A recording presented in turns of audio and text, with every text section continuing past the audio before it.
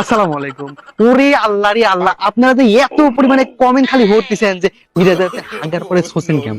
আরে বাইরে ভাই, এই কমেন্টের রিপ্লাই ভিডিওতে কত বানাইছি আজ থেকে 2 বছর আগে। আজকে আবারও বাদ বানানো লাগতেছে।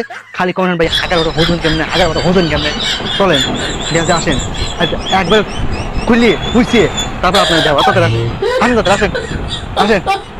বাইরে ভাই, আজকে রিপ্লাই না দিয়ে পারলি না, মানে হাগার পরে হুতি কেবা, হাগার পরে হুতি কেবা, এই হেডি দেহানি লাগবে, মানে তার সাথে যেটা দেখা হলো আজকে দেহানি লাগবে। আসেন, প্রথম মনে হয় যেটা আমি নর্মালি যে বাড়ির যখন খাই, তো প্রথমে আগে মুখ দিয়ে দরকার আগে এসি কিলে খুলি, এটা খুললাম, বুঝলেন? তারপরে এটা আস্তে করে খুলে দিলাম। এই যে ওই আপনার যে প্যান্ট টয়লেট আছে, প্যান্ট টয়লেটে হাইটের বসে পা ব্যথা যায়, যার কারণে বাড়িতে যে কোমট লাগালিছি গ্রামের বাড়িতে যে কোমট, তো কোমটে আস্তে করে মনে করেন যে বসি কামটাকে সারে, মানে ইমার্জেন্সি কামটা সারার পর, ঠিক আছে।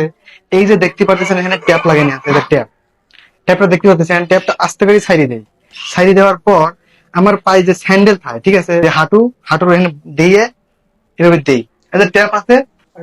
তো প্রথমে মনে করেন যে এদিক করলাম, করার পরে যে পাও দেখতেছেন, পার হেনে মনে করেন যে পানি পড়বি, আমি এটা আস্তে করি পাশান নাইতে ঘষবো আর পরিষ্কার হয়, পাশান নাইতে ঘষবো পরিষ্কার হয়ে যেতে দেন, পিছনে টান, এইভাবে, ঠিক এইভাবে, ঠিক এইভাবে, ঠিক এইভাবে, ঠিক এইভাবে, বুঝছেন?